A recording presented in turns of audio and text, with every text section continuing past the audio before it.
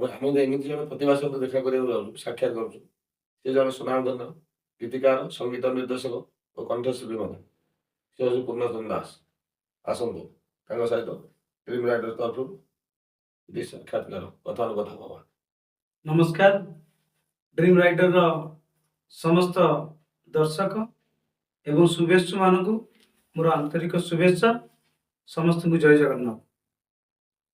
Sir, ଆପଣ କଟକ ଜିଲ୍ଲା ଗିରିଜାଗଡ଼ର ଗୋଟେ ଗଡ଼ଜାତ ଗ୍ରାମର ଗୋଟେ ଛୋଟ ମୋର ଗ୍ରାମରୁ ଆପଣ ଏତେ ବଡ଼ ସଙ୍ଗୀତ ନିର୍ଦ୍ଦେଶକ, ଗୀତିକାର ଆଉ ଆପଣ କଣ୍ଠଶିଳ୍ପୀ ବନିଛନ୍ତି, ତାର କିଛି ଅବଦାନ କ'ଣ ଆପଣଙ୍କର? ସେମିତି କିଛି ନାହିଁ, ନିଜର ଚେଷ୍ଟା ଏବଂ ନିଷ୍ଠା ମୁଁ ଜାଣେ ଯେ ମଣିଷକୁ ସଫଳତା ଦିଏ। ଏଇଠି ସଙ୍ଗୀତ ଶିକ୍ଷା ଏଇ ତିଗିରିଆରୁ ଆରମ୍ଭ ଏବଂ ତାପରେ ପରେ ସଙ୍ଗୀତର ଯାତ୍ରା, ଗୀତ ଲେଖିବା, ସ୍ୱର କରିବା, ଗାଇବା, ଆରି ଭିତରେ ମୁଁ ରହିଯାଇଛି। ସଙ୍ଗୀତ ନିର୍ଦ୍ଦେଶକ ବୋଲି ବା ଜଣେ ନିଜକୁ ଗୀତିକାର ବୋଲି ବା ନିଜକୁ ଜଣେ କଣ୍ଠଶିଳ୍ପୀ ବୋଲି ଏଯାଏ ମୋ ମନ ଭିତରେ ମୁଁ କେବେ କହିନି ବା ମୋ ମନ ମତେ ସ୍ୱୀକୃତି ଦେଇନି। କିନ୍ତୁ ମୁଁ ସେଇ ଦିଗରେ, ସେଇ ସଙ୍ଗୀତ ଦିଗରେ, ସେଇ ସାହିତ୍ୟ ଦିଗରେ ମୁଁ ଅନୁରାଗୀ ଅଛି, ସେଇ ମାର୍ଗରେ ଅଛି। ଏତିକି ମତେ ଶାନ୍ତି ଦେଉଛି। ଆପଣ ଯେତେବେଳେ ଗୋଟେ ଆମର ଛୋଟ ଅନୁଷ୍ଠାନଟେ ବି କରିଛନ୍ତି, ଆଜ୍ଞା, ଡି ମ୍ୟୁଜିକ୍ ଭାବେ ଗୋଟେ ଅନୁଷ୍ଠାନ କରିଛନ୍ତି, ସେଥିରେ ଆପଣ ବି ନିଜର ଅବଦାନ ଦେଇକି ନିଜର କରିଛନ୍ତି। କିନ୍ତୁ ଆପଣଙ୍କୁ ଆଜି ପର୍ଯ୍ୟନ୍ତ କିଛି ପ୍ରଶାସନର ତରଫରୁ କିଛି ସାହାଯ୍ୟ ସହଯୋଗ ମିଳୁଛି କି ନା ନିଜ ତରଫରୁ ଆପଣ ନିଜେ କରିଛନ୍ତି? ମୁଁ ଯେତେବେଳେ ଚିନ୍ତା କଲି ଲକଡାଉନ ସମୟରେ ଯେ କଳାକାର ମାନେ ସବୁ ଘରେ ବସିଗଲେ, ବାହାରକୁ ବାହାରି ପାରିଲେନି। ସଙ୍ଗୀତ, ଗୀତ, ନୃତ୍ୟ ଏମାନଙ୍କର ଜୀବିକା ପୁରା ଠପ ହେଇଗଲା। ଘରେ ହାରମୋନିୟମ, ତବଲା, ଏଇଠି ଗୋଟେ ପିଲାଟି ଅଛି ଆମର ଡିଏମ୍ ମ୍ୟୁଜିକ ର ଶିଶିର ବୋଲି, ଯାହା ନା ମାନସ, ତାକୁ ନେଇ ଆମେ ଗୋଟେ ଆସର କଲୁ। ଆସର ପରେ ପରେ ଆମେ ଗୀତର ସୋସିଆଲ ମିଡିଆରେ ଛାଡ଼ିଲୁ। ଆମେ ଦେଖିଲୁ ଯେ ଲୋକମାନଙ୍କର ଭଲ ପାଇବା ରହିଛି, ସମସ୍ତେ କମେଣ୍ଟ ଦେଲେ, ଉତ୍ସାହ କଲେ, ଯାହାଫଳରେ କି ଆମେ କହିଲୁ ଯେ ନାଇଁ, ଏଇ ମାଧ୍ୟମରେ ଆମେ ଲୋକଙ୍କ ପାଖରେ ପହଞ୍ଚିବା ଏବଂ ମନୋରଞ୍ଜନ ସେଇ ସମୟରେ କରିବା। ଯେହେତୁ ନୂଆ ରେକର୍ଡ ହଉନଥାଏ ସେତେବେଳେ, ଦୀର୍ଘ 2 ବର୍ଷ କାଳ ତାଲାବନ୍ଦ ଥିଲା।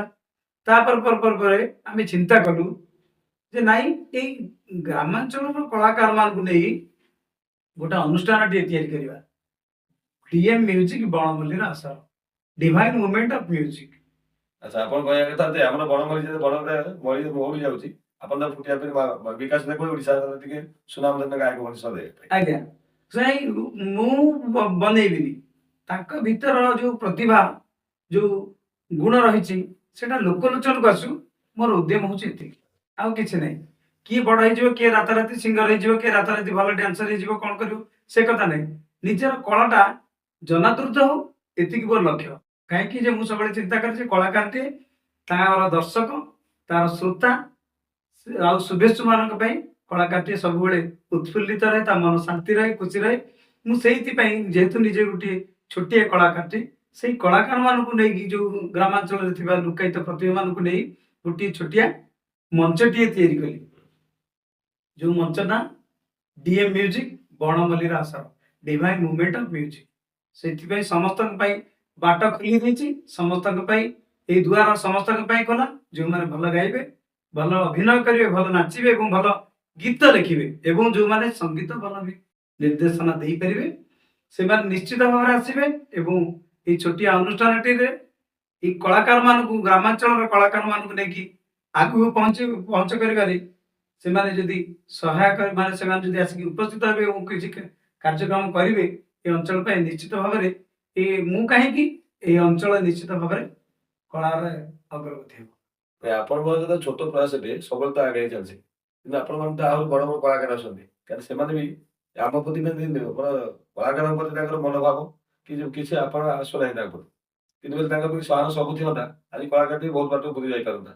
କାରଣ ଆପଣଙ୍କ ଯୋଉ ଉପରେ ଚିନ୍ତାଧାରା, ସେ ମତେ ସବୁବେଳେ କହିଲେ ଆପଣ କହିଲେ ଅଲଗା ଲୋକମାନେ ଚିନ୍ତା କରୁଥାନ୍ତେ, ପ୍ରଶାସନ ଟିକେ ଚିନ୍ତା କରୁଥାନ୍ତେ, ତାହେଲେ ଆଜି କେତେ ପ୍ରକାର ସୁବିଧା ହେଇପାରନ୍ତା। ତାହେଲେ ଆପଣ ଯେମିତି ଆଉ କଣ ଭାବୁଛନ୍ତି ଭବିଷ୍ୟତକୁ କଣ କରିବେ?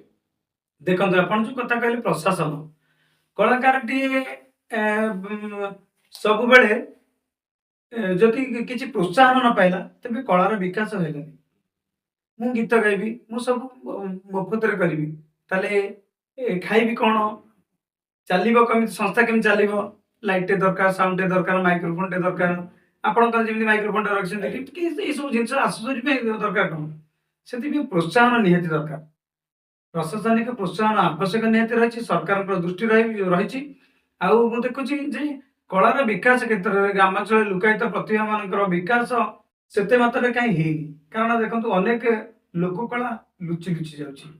ଯେମିତି ଆମ ଅଞ୍ଚଳରେ ଗୋଟେ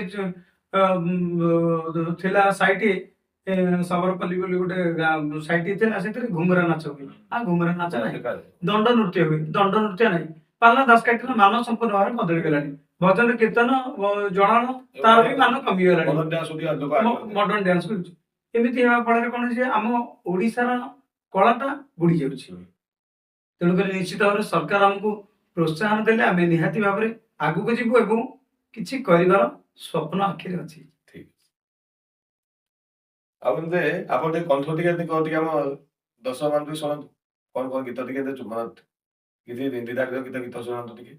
ହଁ, ବହୁତ ଭଲ କଥା। ଗୀତ ଯେହେତୁ ଆପଣ ଯେ କଣ୍ଠଶିଳ୍ପୀ ଜଣେ, ଆଜ୍ଞା ସଙ୍ଗୀତ ନିର୍ଦ୍ଦେଶକ, ଆଜ୍ଞା ଆପଣ କଣ୍ଠ ଟିକେ ସୁଧାମନ ଟିକେ ଶୁଣାନ୍ତୁ ଆପଣ। ଆଚ୍ଛା।